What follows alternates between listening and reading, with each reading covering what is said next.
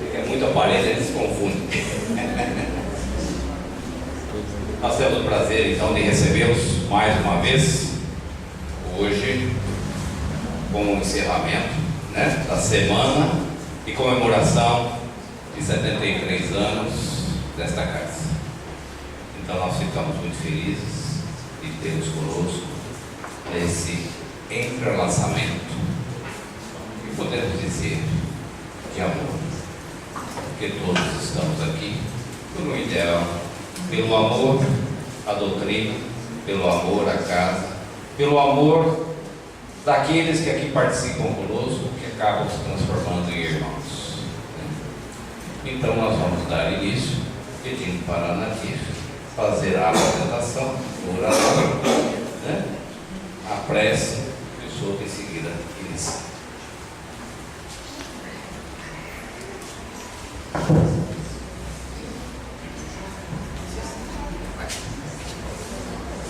Passamos então a nossa prece, iniciando os trabalhos desta noite, agradecendo ao nosso querido Mestre Jesus, agradecendo a esses queridos benfeitores que aqui comparecem conosco, nesse entrelaçamento fraterno, em que os nossos pensamentos se unem nessa prece de agradecimento a Jesus.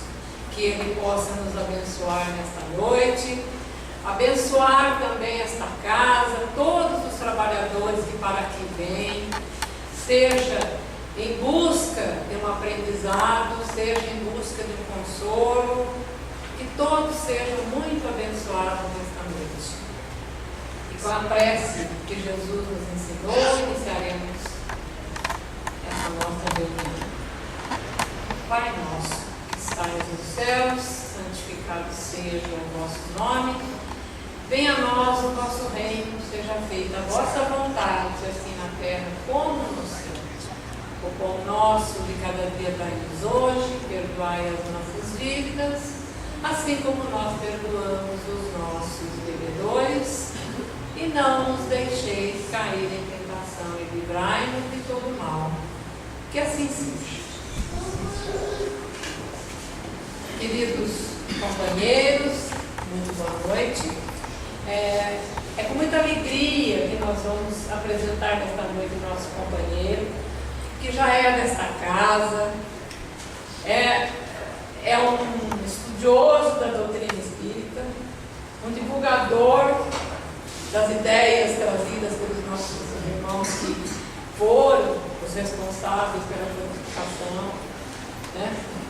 Tem um trabalho muito grande aqui nessa casa, um trabalho grande, e já está ficando internacional, porque já faz palestras fora do nosso estado. Então, de vez em quando ele vem aqui aos sábados também, quando ele tem um tempo, trazer as suas experiências e conhecimento a respeito da doutrina espírita. Então, é com muita alegria, com muita satisfação, que eu convido o nosso companheiro José Maria Souto Neto para proferir a palestra Missão dos Espíritos.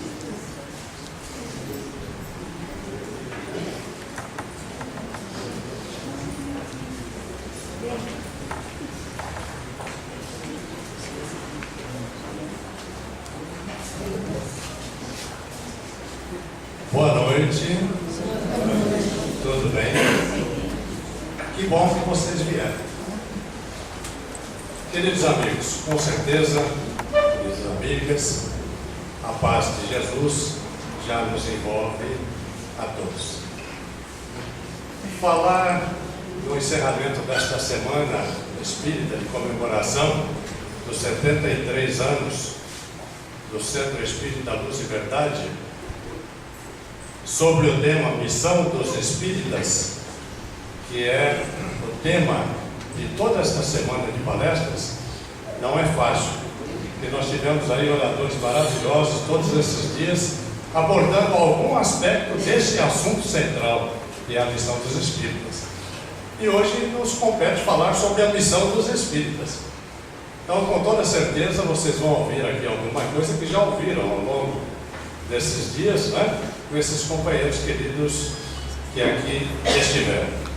Muito bem, para nós falarmos sobre missão dos Espíritas, Todo mundo que tem alguma missão a desenvolver, ele tem uma missão visando um determinado projeto e com algum objetivo estabelecido.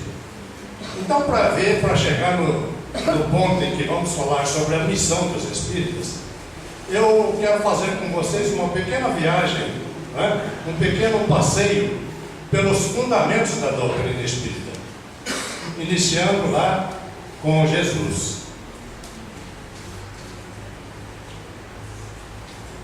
Objetivos dos Espíritos. Qual será que é o objetivo dos Espíritos? Essas humanidades todas que estão espalhadas aí por todos os cantos do universo. Jesus nos deu esse objetivo. A perfeição. Sede perfeitos, como perfeito é o vosso Pai Celestial. Qual é o objetivo da doutrina espírita? Esse está muito claramente estabelecido nos livros da codificação. A reforma moral da humanidade é um objetivo atrevido, né?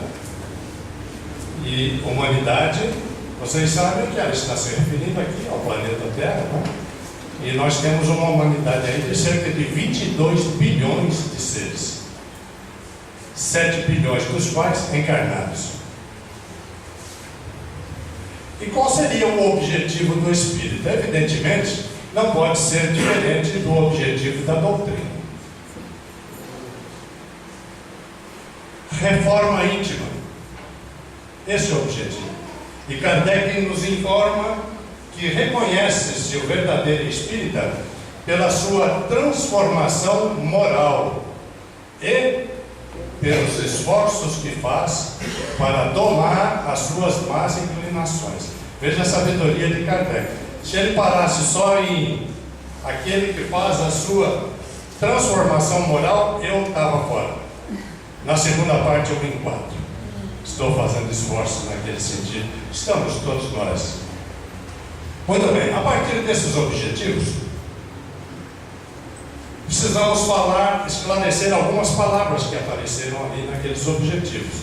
Os nossos irmãos protestantes falam com muita exatidão que é necessário se verificar a exegese e a hermenêutica das coisas, né?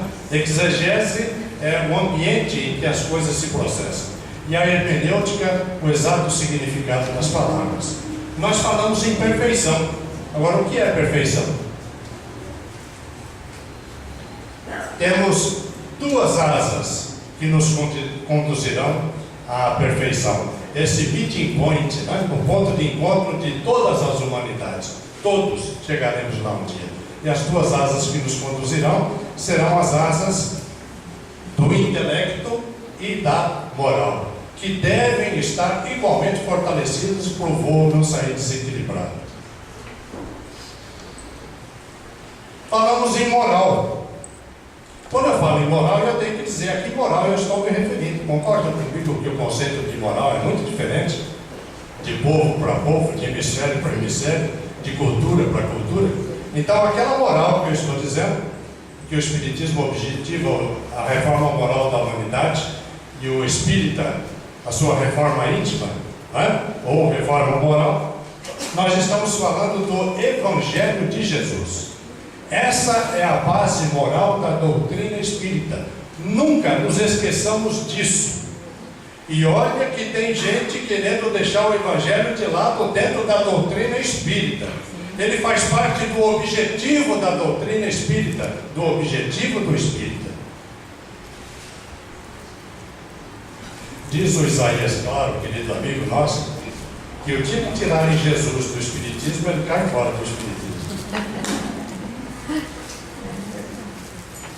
Vamos rever alguns conceitos desse Evangelho de Jesus, já que é ele que dá a base moral da doutrina espírita.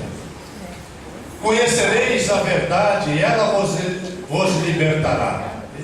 Evangelho de João, capítulo 8, versículo 32. Né?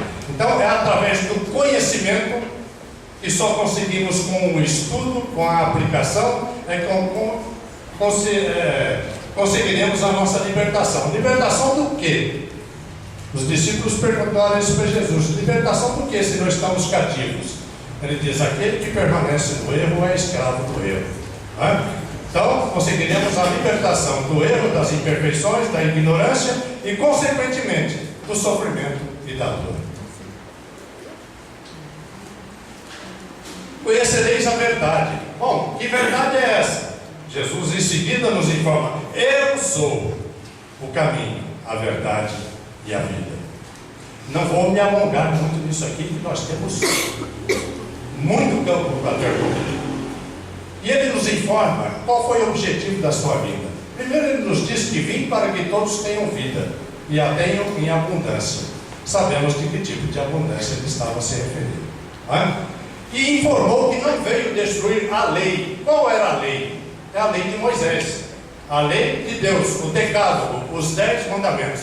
Embora ele tenha feito algumas considerações sobre o decálogo. Informava ainda que o seu reino não era deste mundo. As coisas estão além deste mundo, que é meramente transitório. E dizia: buscai o reino de Deus. Ele não está aqui ou acolá, porque o reino de Deus está no centro espírita, que ele dizia. Está dentro de vós. Informávamos também que há muitas moradas na casa do Pai, esse universo maravilhoso, os muitos planetas habitados por esses bilhões de galáxias, cada uma com seus bilhões de estrelas. Ninguém pode ver o reino de Deus se não nascer de novo.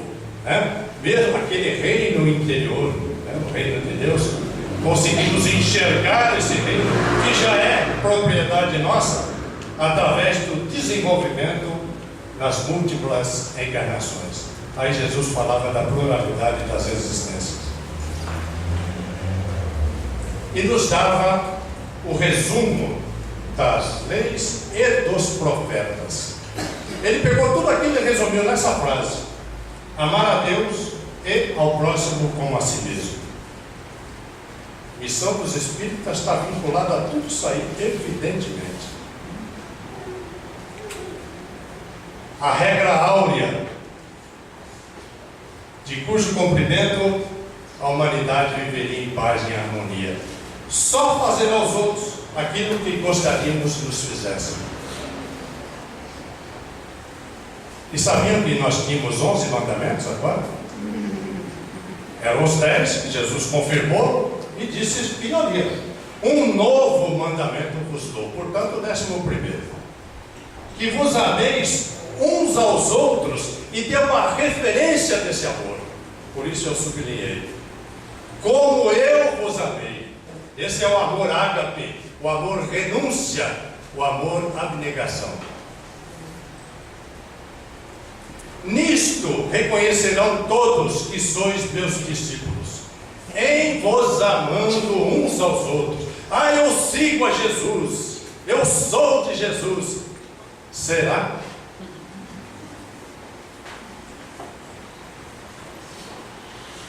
E vai além, nos informa que devemos amar até mesmo aos inimigos.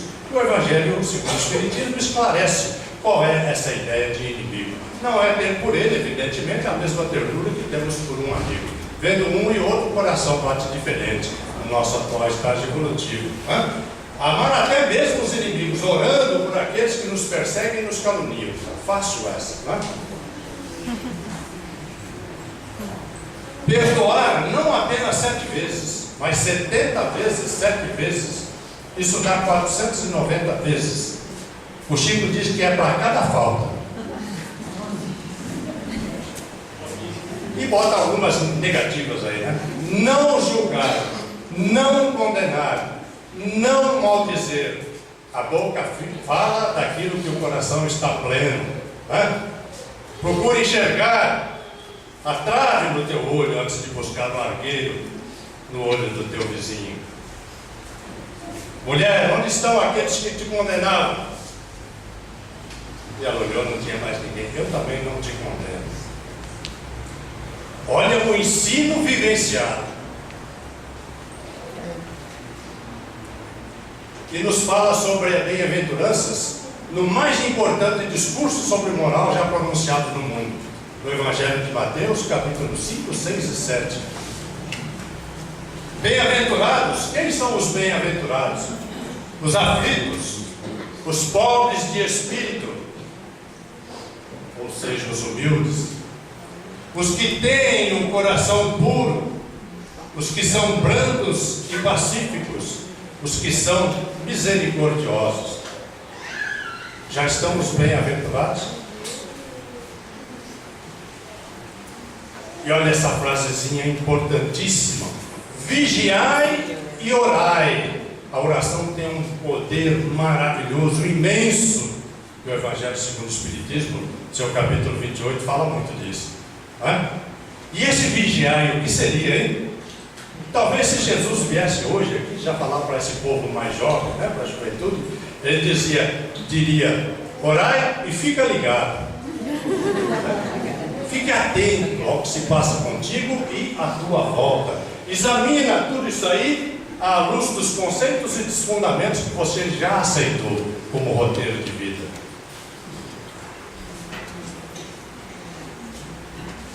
E já preparando a vinda da doutrina espírita, isso está em vários versículos do Novo Testamento. Eu os reuni porque dizem a mesma coisa. Tenho muito ainda a vos dizer. E olha que ele disse coisa, mas não o compreenderíeis agora. E Paulo dizia para os discípulos nas igrejas: com leite vos criei, não com manjar, porque não podias e ainda não podeis. Então não era o momento de compreender alguns ensinamentos que ficariam para mais tarde. Não vos deixarei, porém, órfãos.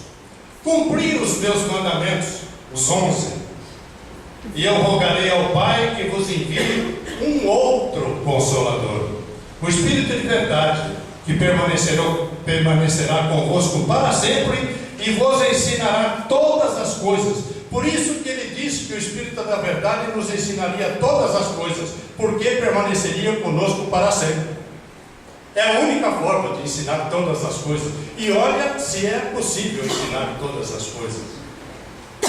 E vos fará lembrar tudo quanto vos tenho dito. Está aqui uma reunião espírita, relembrando tudo que Jesus havia dito. Vamos passear um pouquinho para a doutrina espírita. A doutrina espírita nos traz uma nova visão de Deus e do universo. Como uma nova visão de Deus? Jesus já não tinha trazido. Kardec começa perguntando: que é Deus? Não pergunta quem é Deus. Os Espíritos respondem: inteligência suprema do universo, causa primeira de todas as coisas. E nos informa sobre a existência do elemento material e do elemento espiritual, os dois grandes constituintes de tudo que há no universo, sem cuja integração nada aconteceria, nada ocorreria. A ciência até hoje está procurando o elo perdido. Não vai achar nunca, porque se esquece, como nos ensinou André Luiz, que a evolução se dá em dois mundos. Nos falou sobre a existência do mundo espírita, ou dos espíritos, e nos mostrou que há um intercâmbio entre esses dois planos, em que influenciamos e somos influenciados 24 horas por dia. Nos trouxe pormenorizadamente a informação sobre a pluralidade das existências, que Jesus tentou falar sobre ela e não compreenderam nada daquilo, inclusive um doutor da lei. Nos fala sobre as leis morais, terceira parte de O Livro dos Espíritos, que Kardec resolveu dividir em 10 leis, e perguntou aos espíritos: está boa essa divisão? Ele falou assim: você faça a divisão que você quiser, contanto que vocês se entendam. E na quarta parte do Livro dos Espíritos, complementada muito bem do livro O Céu e o Inferno, capítulo 7 da primeira parte, o Código Penal da Vida Futura, os Espíritos nos falam sobre as penas e gozos terrestres e futuros, nos trazendo uma noção maravilhosa sobre a lei de causa e efeito. Notaram que é um passeio rápido. Muito bem. A partir daí, colocados os fundamentos, qual é a missão dos Espíritas? Nós vamos pegar no capítulo 20, os trabalhadores da última hora do Evangelho segundo o Espiritismo, uma mensagem do Espírito Erasto, falando sobre a missão dos Espíritas. Eu vou colocar apenas as partes principais para nós nos lembrarmos. E vamos combinar uma coisa a partir de agora. Quando as coisas aparecerem ali, ao invés de ficar pensando, fulano precisava estar aqui para ouvir isso, vamos colocar isso para dentro de nós, vamos internalizar esses conceitos, essas recomendações e fazer aquela pergunta, e no que me concerne?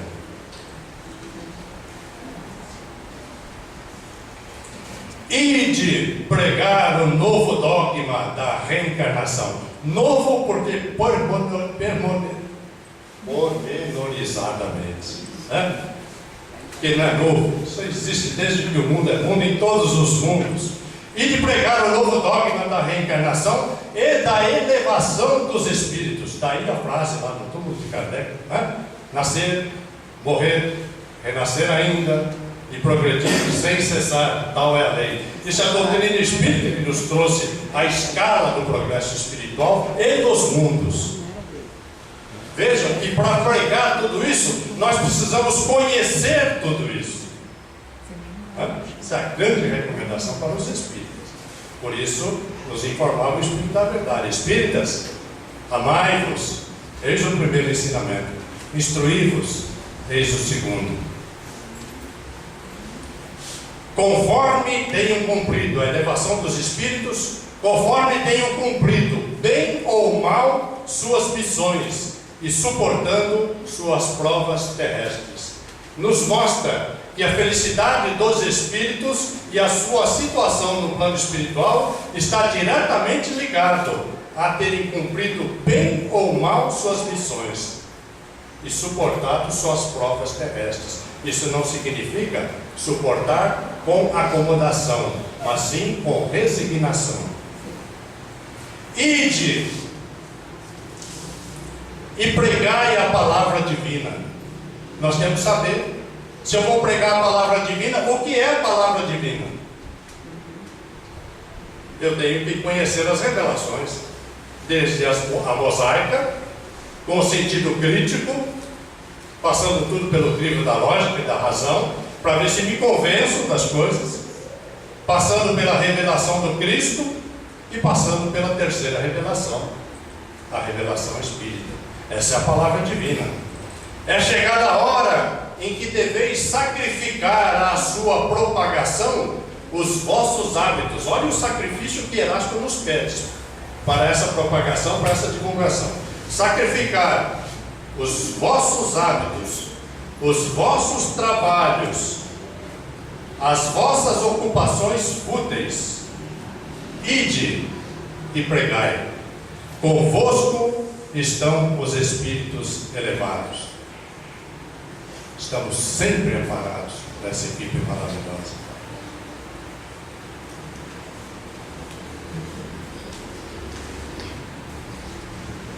Certamente, nessa pregação, falareis a criaturas que não quererão escutar a voz de Deus, porque essa voz os exorta incessantemente à abnegação. Vocês vão para dizer às criaturas: olhe, pense primeiro nos outros antes de pensar em você. Pregareis o desinteresse aos avaros.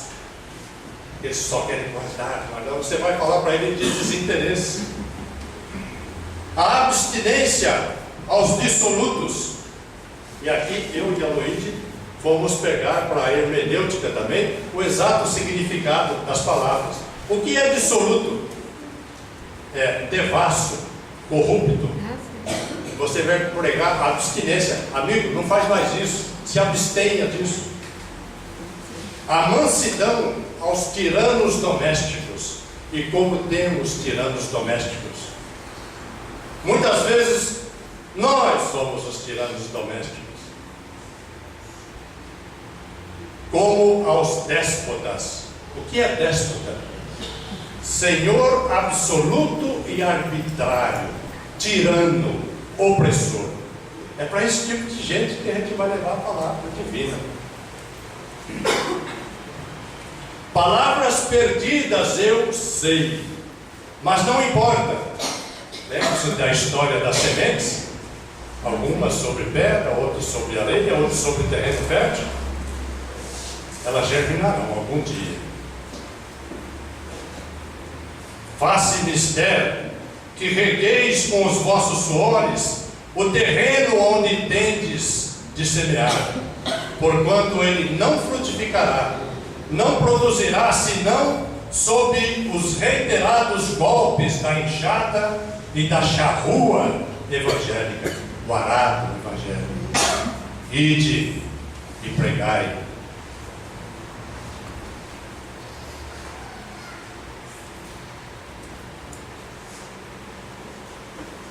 Prossegue Erasto na sua exortação. Ó todos vós, homens de boa fé, conscientes da vossa inferioridade em face dos mundos disseminados pelo infinito. E sabemos que da escala que nos informaram os espíritos, nós estamos só no segundo degrauzinho. Só passamos de mundo primitivo. Estamos no mundo de provas e expiações. Como somos pequenos ainda. E o grande sábio Isaac Newton diz que o que sabemos é uma gota, o que desconhecemos é um oceano. Lançai-vos em cruzada, em marcha organizada, exércitos preparados contra a injustiça e a iniquidade. O que é a iniquidade mesmo? Verdade. Falta de equidade. E a equidade é disposição de reconhecer igualmente o direito de cada um. Será que nós que estamos encarregados disso tudo já reconhecemos os direitos de cada um? Evidentemente não se espera a perfeição de quem vai fazer esse trabalho. Se esperasse a perfeição, não ia sair trabalho nenhum, por enquanto. Ide e proscrevei esse culto do bezerro de ouro, que cada dia mais se alastra. Ide, Deus vos guia. Homens simples e ignorantes, vossas línguas se soltarão, e falareis como nenhum orador fala. Abra a boca. Isso é igual aquele médico que está na reunião e diz, será que isso é meu mesmo? Abra a boca para você ver como sai tudo automaticamente, você não consegue nem controlar mais. Eu já tentei fazer isso uma vez, ficar quieto. O coração começou a bater no pescoço, a hora que estava para estourar, eu abri a boca e não controlei mais nada.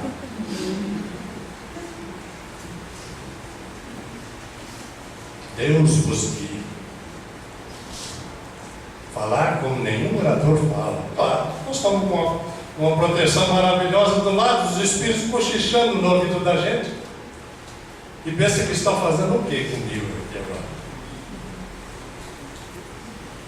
Ide e pregai, que as populações atentas recolherão ditosas as vossas palavras de consolação, de fraternidade, de esperança e de paz. Essa é a mensagem espírita, por isso é chamado o Consolador.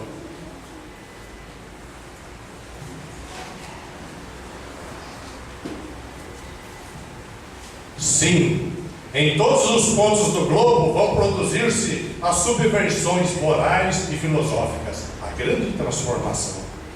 Aproxima-se a hora em que a luz divina se espargirá sobre os dois mundos, elemento material, elemento espiritual.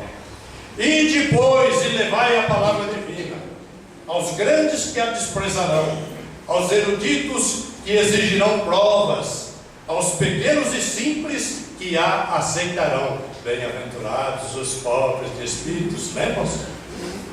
Porque principalmente entre os mártires do trabalho desta provação terrena encontrareis fervor e fé. Ide, estes receberão com hinos de gratidão e louvores a Deus a santa consolação que lhes levareis, e baixarão a fronte, rendendo-lhe graças pelas aflições que a terra lhes destina.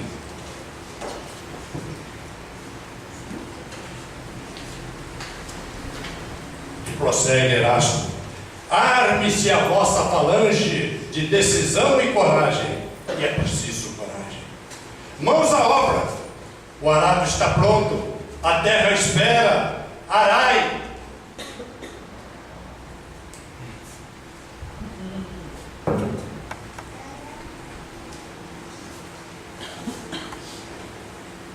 E eu vou permitir a Jesus aqui para fazer uma montagem em cima, porque uma das coisinhas que ele nos ensinou. Lembra-se do vigiar e orar? Que tal?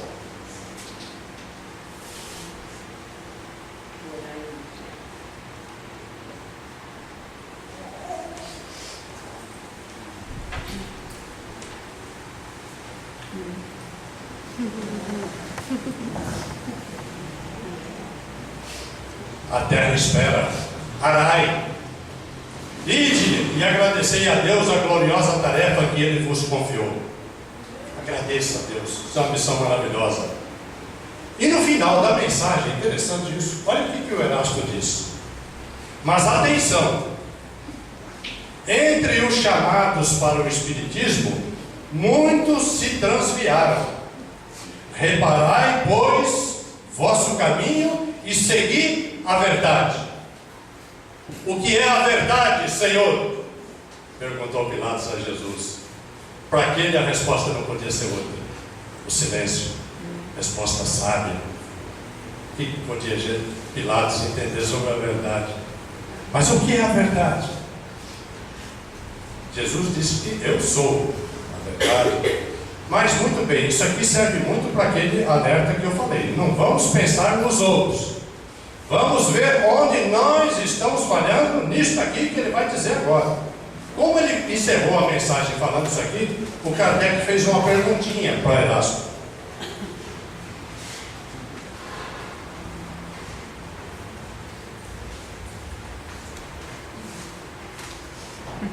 Se entre os chamados para o Espiritismo muitos se transviaram, quais os sinais pelos quais reconheceremos o que se acham no bom caminho? Lembra-se do capítulo Os Falsos Profetas? Como é que Jesus disse que a gente os reconheceria? Pelos frutos os reconhecereis, né? Será que a resposta de Erasto foi diferente disso?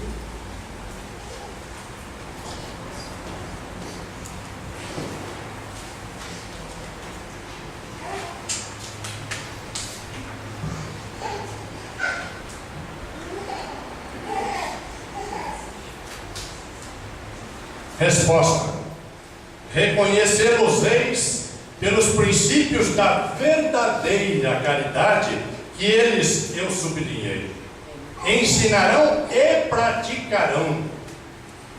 E só sobre caridade nós temos uma palestra de 1 hora a respeito, para informar o que é realmente a caridade. Reconhecê-los-eis pelo número de aflitos a que levem consolo. Olha como fica fácil reconhecer esse pessoal. Reconhecê-los-eis pelo seu amor ao próximo, pela sua abnegação, pelo seu desinteresse pessoal. Reconhecê-los-eis finalmente pelo triunfo de seus princípios, porque Deus quer o triunfo de sua lei. Os que seguem sua lei, esses são os escolhidos, e Ele lhes dará a vitória. Mas Ele destruirá, e o Espírito conhece o conceito de destruição, aqueles que falseiam o Espírito dessa lei e fazem dela degrau para contentar sua vaidade e sua ambição. E na assinatura o Erasto colocou lá: Erasto, anjo da guarda do médium, Paris, 1863.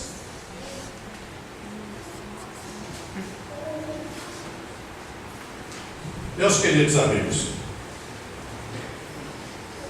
a esta altura, nós temos que lembrar daquilo que Jesus disse: o Espírito de verdade vos ensinará todas as coisas. Será que já nos ensinaram todas as coisas? Ele já esteve aqui, a sua equipe já esteve. Será que a tal verdade, estamos procurando o seu significado, é um pacotinho pronto e acabado, embrulhadinho para presente, que alguém coloca no seu colo e diz: aqui está a verdade? Com certeza não. Que a verdade será trazida ao nosso conhecimento na medida da nossa capacidade de compreensão. Então vem muita informação ainda por aí, tá? E que crédito daremos a essas informações? Notaram que após o desencarne de Chico Xavier, muitos autores se animaram e começaram a aparecer? Tanto autores espirituais quanto autores encarnados. Temos uma avalanche de informações chegando hoje. É um volume impressionante e assustador de livros que estão sendo colocados à disposição do público. Com que critério? Tem alguém examinando isso? Há um novo Kardec com o seu bom senso, passando tudo pelo crivo da razão e da lógica? Muito bem. Kardec já se antecipou a isso na parte segunda da introdução de O Evangelho segundo o Espiritismo, que pouca gente se recorda disso. Em resumo, ele disse isso aqui: na universalidade e concordância do ensino dos Espíritos reside a força do Espiritismo.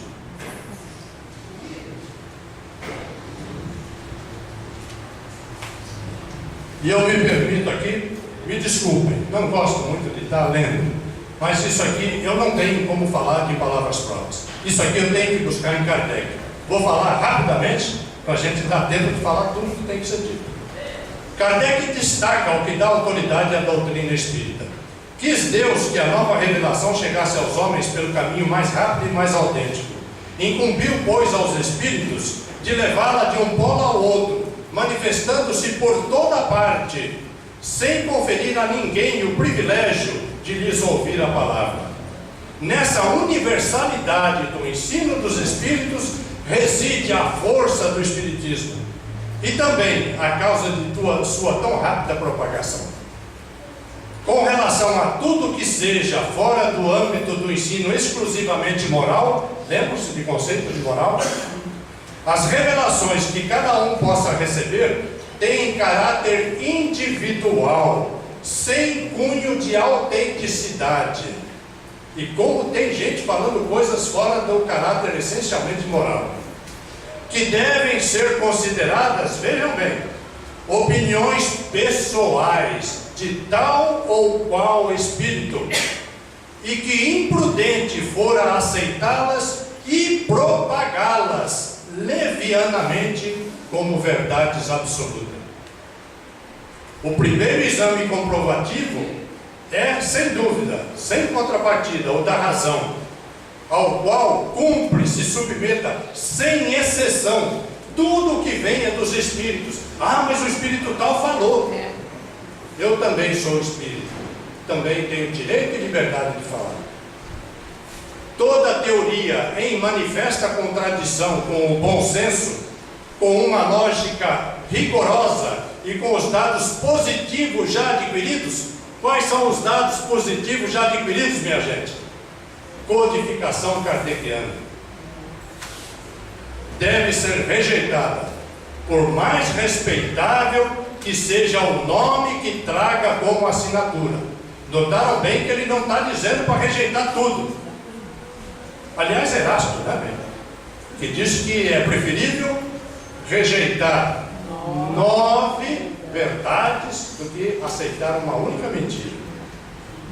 E prossegue Kardec: uma só garantia séria existe para o ensino dos espíritos: a concordância que haja entre as revelações que eles façam espontaneamente, servindo-se de grande número de médiuns estranhos uns aos outros e em vários lugares. Essa é a universalidade e a concordância do ensino dos Espíritos. Vê-se bem que não se trata aqui das comunicações referentes a interesses secundários, mas do que respeita aos princípios mesmos da doutrina. Na posição em que nos encontramos, a receber comunicações de perto de 1000 centros espíritas sérios, é o que Kardec fazia na sua época. Disseminados pelos mais diversos pontos da Terra, achamos-nos em condições de observar sobre que princípio se estabelece essa concordância. Essa observação é que tem nos guiado até hoje ao bom senso encarnado, e é a que nos guiará em novos campos que o Espiritismo terá que explorar.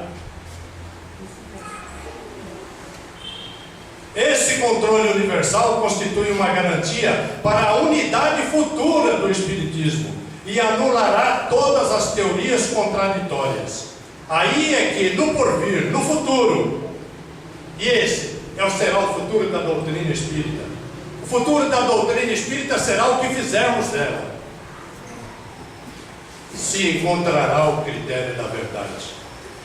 O que deu lugar ao êxito da doutrina exposta em O Livro dos Espíritos e em O Livro dos Médiuns foi que, em toda parte, todos receberam diretamente dos Espíritos a confirmação do que esses livros contêm.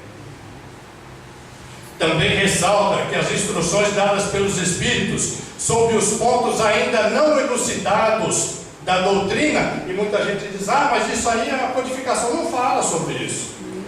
Não constituirão lei enquanto essas instruções permanecerem isoladas, que elas não devem, por conseguinte, ser aceitas, senão sob todas as reservas e a título de esclarecimento.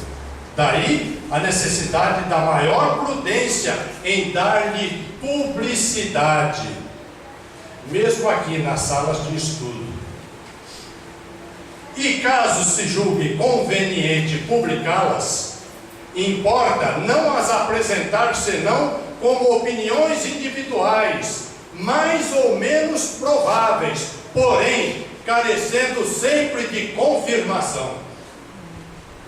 É essa confirmação que se precisa alcançar antes de apresentar um princípio como verdade absoluta. A menos que se queira ser acusado de leviandade ou credulidade irrefletida. Desculpe, Kardec está sendo duro aqui, mas tinha que ser. Com extrema sabedoria procedem os espíritos superiores em suas revelações. Não atacam as grandes questões da doutrina, senão gradualmente, à medida que a inteligência se mostra apta a compreender a verdade de ordem mais elevada. E quando as circunstâncias se revelem propícias à emissão de uma nova ideia. Por isso é que logo de princípio não disseram tudo, nem Jesus disse. E tudo ainda hoje não disseram, jamais cedendo à impaciência de muitos afoitos que querem os frutos antes de estar maduros. Mas por que os Espíritos não esclarecem logo isso? Fora pois supérfluo pretender adiantar-se ao tempo que a providência assinalou para cada coisa. Porque então os espíritos verdadeiramente sérios negariam o seu concurso. Os espíritos levianos, pouco se preocupando com a verdade, a tudo respondem. Daí vem que, sobre todas as questões prematuras, há sempre respostas contraditórias. Não será a opinião de um homem, a opinião de um homem que se aliarão os outros, mas a voz unânime dos Espíritos. Não será um homem, nem nós, diz Kardec, nem qualquer outro, que fundará a ortodoxia espírita. Tampouco será um espírito que venha impor a quem quer que seja. Será a universalidade dos espíritos que se comunicam em toda a terra, por ordem de Deus. esse o caráter essencial da doutrina espírita. Essa a sua força, a sua autoridade. Quis Deus que a sua lei assentasse em base inamovível e por isso não lhe deu por fundamento a cabeça frágil de um só. Brincadeira é isso?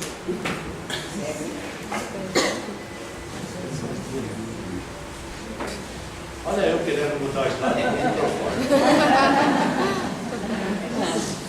Isso aqui é justo. Conhecem José Herculano Pires? Esta casa o conhece bem. Foi diretor desta casa. A assinatura de J. Herculano Pires está nos livros desta casa, de várias reuniões. O maior filósofo espírita brasileiro de todos os tempos. Ele faz algumas considerações na primeira edição de A Gênese, pela editora LAC.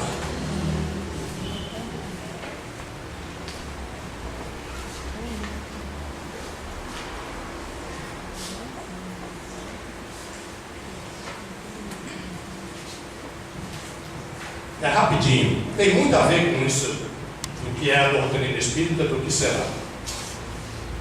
Ele comenta, a propósito da natureza evolutiva da doutrina, que é evolutiva, que não é através de pretensas revelações mediúnicas de espíritos e médiuns invigilantes e vaidosos, nem de percepções de videntes convencidos de suposta investidura missionária, e muito menos de reformas idealizadas por cientistas improvisados, que revelam ignorar o próprio sentido da doutrina, que se fará o progresso do Espiritismo. Esse progresso só será possível depois que os adeptos sensatos consigam compreender a posição do Espiritismo no panorama geral da cultura. Os adeptos demasiado entusiastas, como advertiu Kardec, são mais perniciosos ao Espiritismo do que os seus adversários. Olha só. Estão sujeitos a cair facilmente nas armadilhas da própria vaidade e desfigurar a doutrina com proposições ridicularizantes. Precisamos acordar para essa desoladora verdade. O Espiritismo é ainda o grande desconhecido, até mesmo dos espíritas, que pensam havê-lo dominado completamente. E tem gente que diz que a codificação está ultrapassada. Por isso, os espíritas dotados de humildade suficiente para reconhecer a sua incompetência espiritual e intelectual para tanto, servem melhor a doutrina e a preservam das deturpações dos invigilantes. O Espiritismo é o alicerce de uma nova civilização, a plataforma das futuras conquistas da humanidade. Precisamos estudá-lo com o respeito devido às obras-primas do saber humano. Todas elas, sempre orientadas por gênios da cultura, sob a assistência dos espíritos superiores que velam pela evolução planetária. Quem se julga capaz de reformular uma dessas obras, acaba sempre cometendo uma profanação. Essa opinião de J. Herculano Pires, evidentemente. Tratemos de aprofundar o nosso precário conhecimento espírita e nunca nos atreveremos a profanar a obra genial de Kardec. Será que conhecemos tudo de doutrina espírita? Os 5 livros da codificação, já os lemos? Melhor, já os estudamos profundamente? E mais, antes deles tem o Principiante Espírita e o que é o Espiritismo. Depois deles tem obras póstumas. No meio deles tem a Revista Espírita, que é um repositório maravilhoso de ensinamentos, mostrando todas as pesquisas feitas ao longo de todos esses anos e a explicação doutrinária para elas. E não acaba aí mais.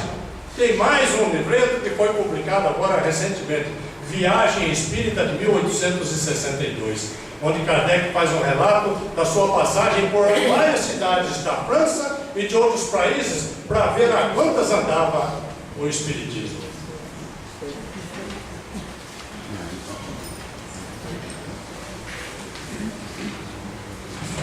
E para finalizar essa parte da análise,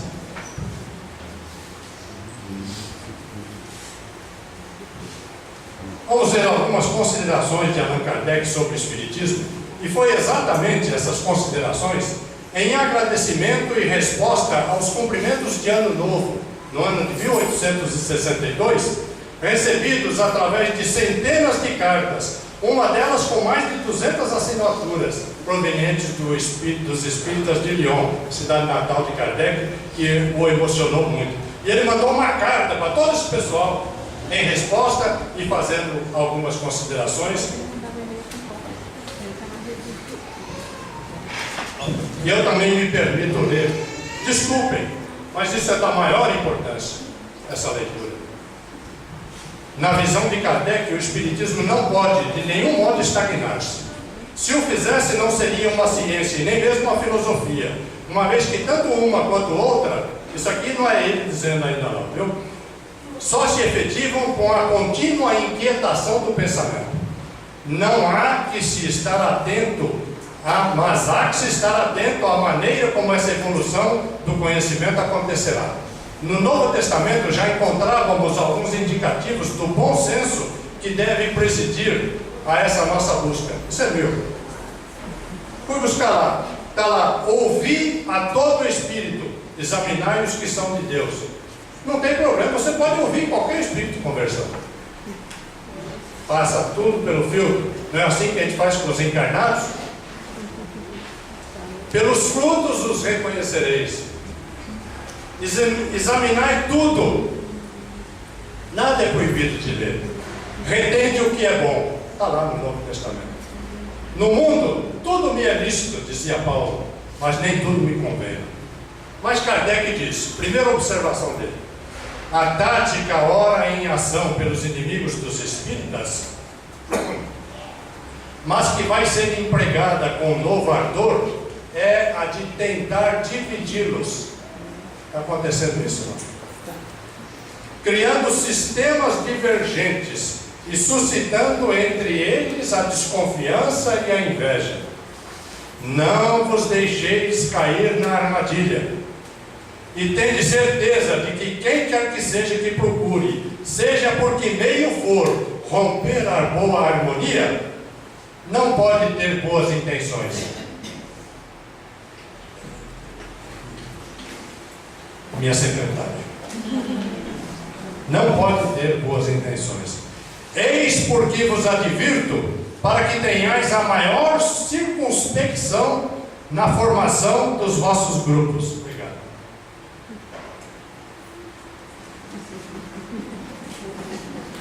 Não só para a vossa tranquilidade, mas no próprio interesse dos vossos trabalhos. A natureza dos trabalhos espíritas exige calma e recolhimento. Ora, isto não é possível se somos distraídos pelas discussões e pela expressão de sentimentos malévolos. Mas não pode haver fraternidade com egoístas, ambiciosos e orgulhosos. Segunda observação: devo ainda assinalar-vos outra tática dos nossos adversários, a de procurar comprometer os espíritas, induzindo-os a se afastarem do verdadeiro objetivo da doutrina, que é o da moral. Lembram-se do conceito espírita de moral? Para abordarem questões que não sejam de sua alçada e que, a justo título, poderiam despertar suscetibilidades e desconfianças. Também não vos deixeis cair neste laço.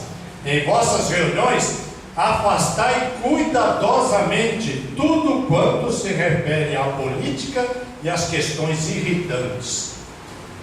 Terceira recomendação, é curtinho: procurai no Espiritismo aquilo que vos pode melhorar. Eis o essencial: quando os homens forem melhores, as reformas sociais, lembram-se do objetivo da doutrina espírita? As reformas sociais úteis serão uma consequência natural.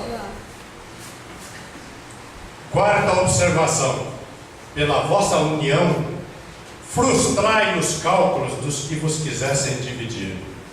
Provai, enfim, pelo vosso exemplo, que a doutrina nos torna mais moderados, mais brandos, mais pacientes, mais indulgentes.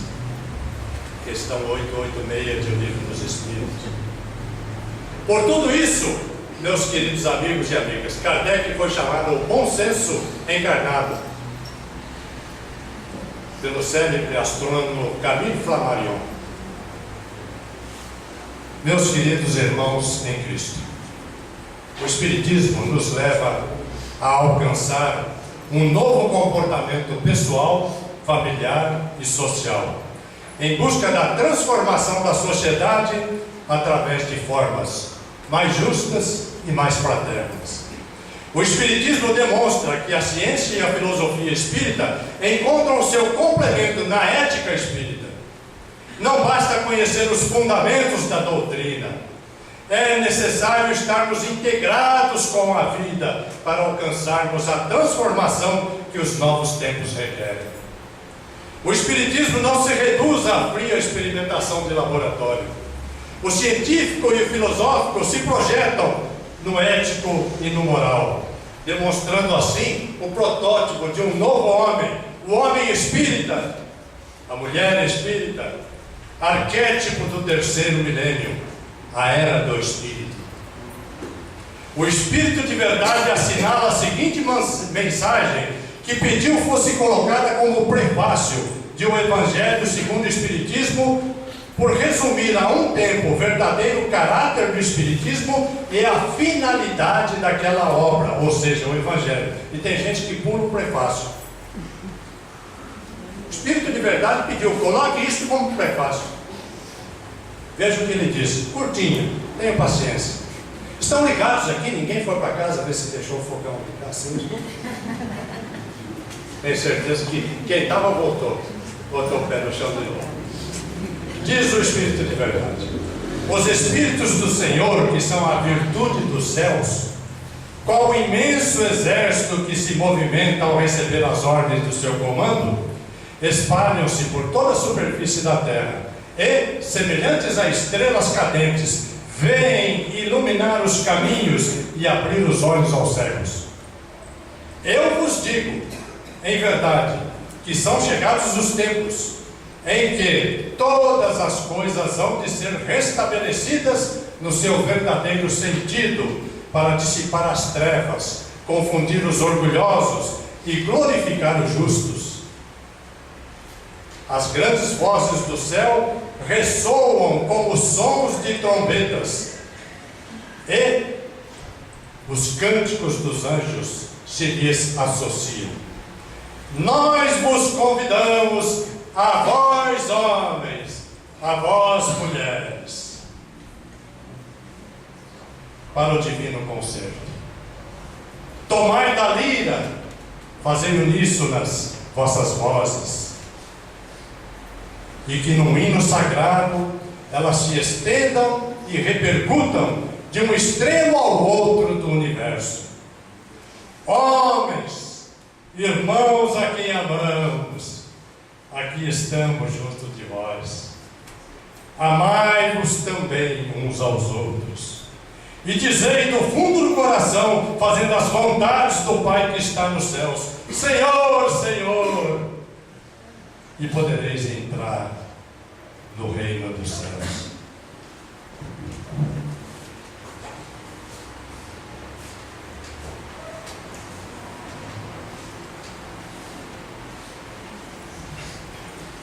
O recado está dado.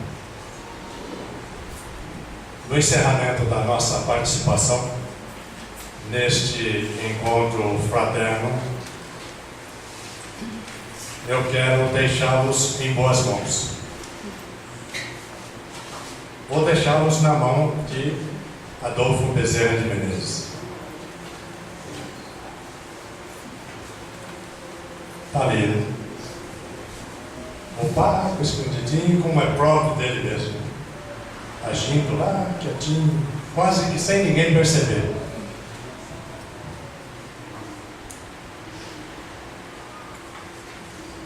Qualquer dia eu conto para vocês como é que essa mensagem veio parar nas minhas mãos. Logo depois, você acabou de desligar o telefone, pedindo que eu viesse fazer a palestra no último dia. Ela caiu na minha caixa de e-mail.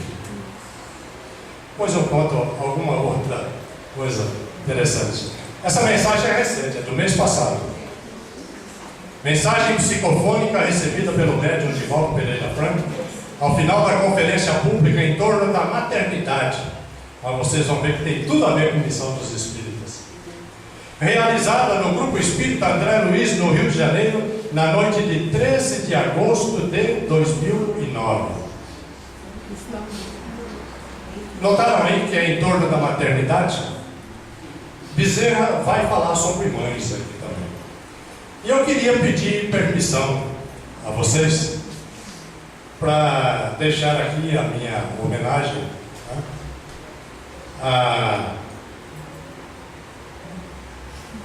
a 5 mães que durante esta existência eu desenvolvi um carinho todo especial por elas, como um carinho por todas as mães. Mas gostaria de citar essas 5. 4 delas estão presentes. Uma está ausente.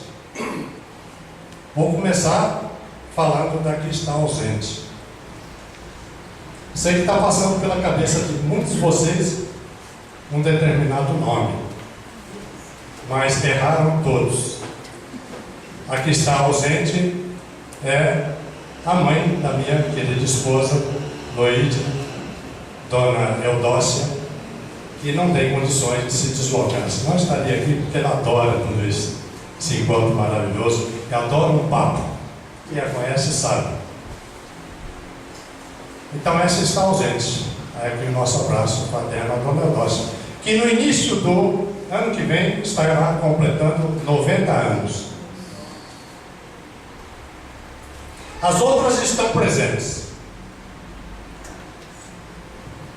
Vou começar aqui com a Dona Maria Giorgetti. 96 anos de idade. Quase todos dedicados à doutrina espírita, ao amor ao próximo, à fraternidade, à solidariedade, à amizade, ao carinho. Está aqui. 96 anos. Uma outra que está presente é um pouquinho mais nova.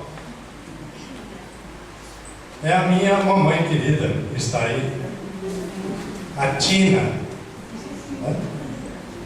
Que vai completar 90 anos este mês, no dia 27, e nós comemoraremos juntos, adivinha onde? Em Lages, Santa Catarina, que ela vai para o casamento de um netinho, né? Então comemoraremos juntos lá, os 90 anos da mamãe.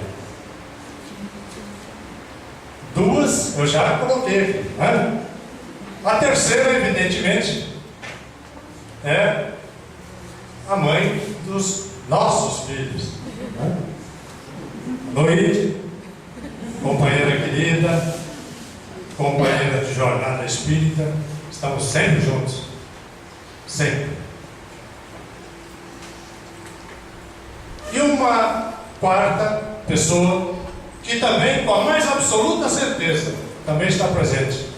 Mãe maravilhosa, espírita de primeira hora, trabalhadora desta casa. Abraço fraterno. Querida amiga, Maria da Antônia Sati.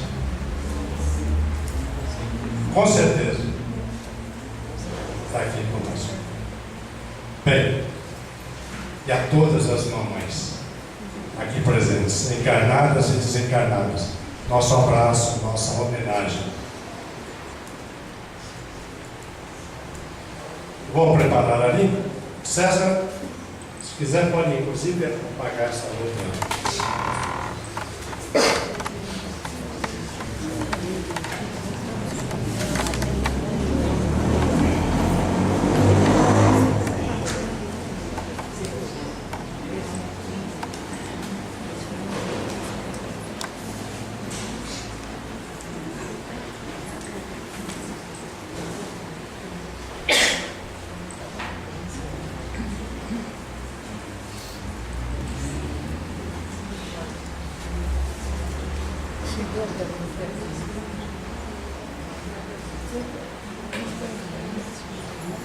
Tá, o som?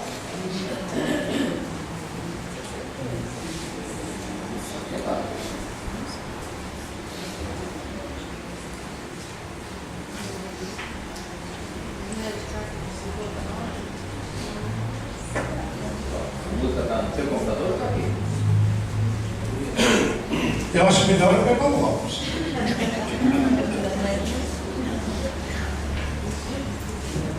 É que tem uma música de fundo, que é muito bonita.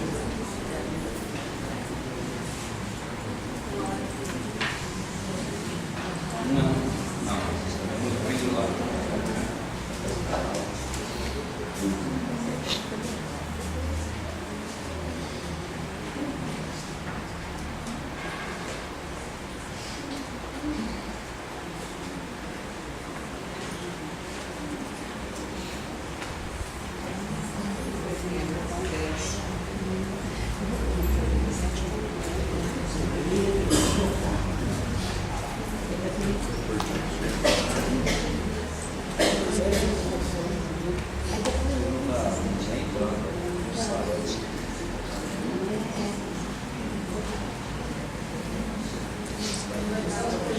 Coloca aquele nosso CD mesmo.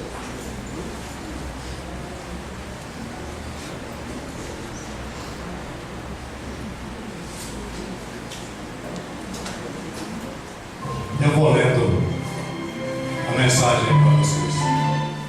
Bem baixinho, se nessa por gentileza.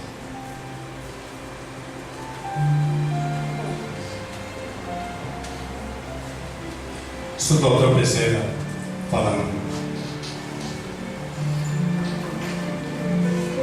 Estamos sendo convocados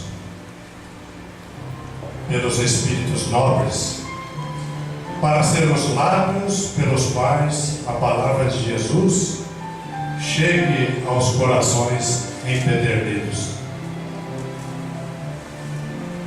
Estamos sendo convocados para ser os braços do Mestre, que afaguem, que se alonguem na direção dos mais aflitos, dos combalidos, dos enfraquecidos na luta.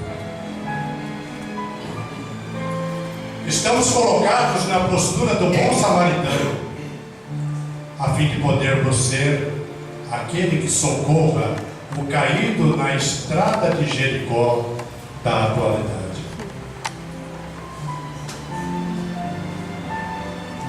Nunca houve na história da sociedade terrena tantas conquistas de natureza intelectual e tecnológica. Nunca houve tanta demonstração de humanismo, de solidariedade, tanta luta pelos direitos humanos. É necessário agora que os cristãos decididos arregassem as mangas e ajam em nome de Jesus. Em qualquer circunstância, que se interroguem: em meu lugar, o que faria Jesus? E faça-o conforme o amoroso companheiro dos que não têm companheiros faria. Filhos da alma, estamos saturados de tecnologia de ponta, graças à qual as imagens viajam no mundo quase com a velocidade do pensamento, e a dor galopa desesperada o dorso da humanidade em desalinho. O Espiritismo veio como consolador para erradicar as causas das lágrimas. Sois os herdeiros do Evangelho dos primeiros dias, vivenciando-o à última hora. Estais convidados a impregnar o mundo com ternura, utilizando-vos da compaixão. periodicamente, neste planeta de provas e expiações, as mentes em desalinho vitalizam micro-organismos viróticos que dão lugar a pandemias destruidoras. Recordemo-nos das pestes que assolaram o mundo: a peste negra, a peste bubônica, as gripes espanhola, a asiática, a deste momento de preocupações, porque as mentes dominadas pelo ódio, pelo ressentimento, geram fatores propiciatórios à manifestação de pandemias desta e de outra natureza. Só o amor, meus filhos, possui o antídoto para anular esses terríveis e devastadores acontecimentos, desses flagelos que fazem parte da necessidade da evolução.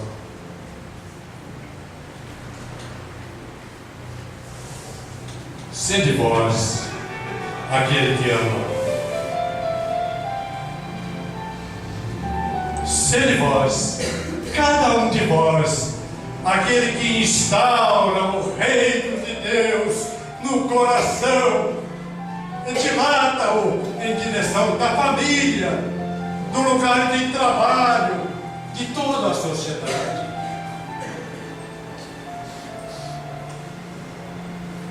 Não postergueis o dever de servir para amanhã, para mais tarde.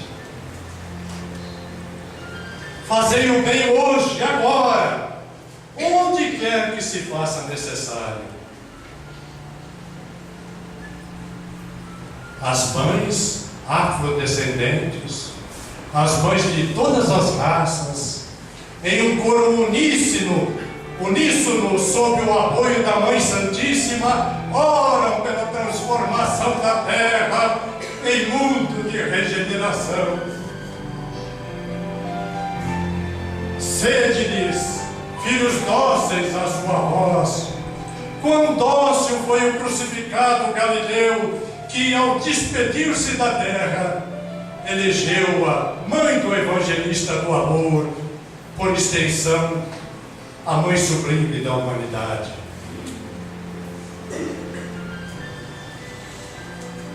Muita paz, meus filhos. Que o Senhor de bênçãos nos abençoe. O servidor humílimo e paternal de sempre.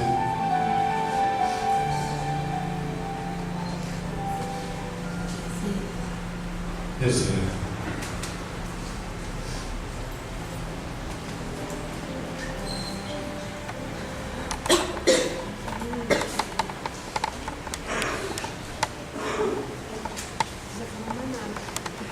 Muito obrigado.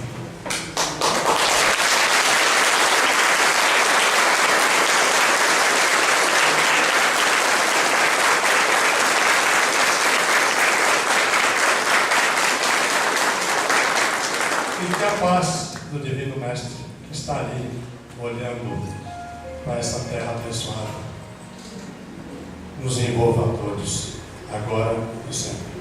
Grande abraço, uma boa noite a todos.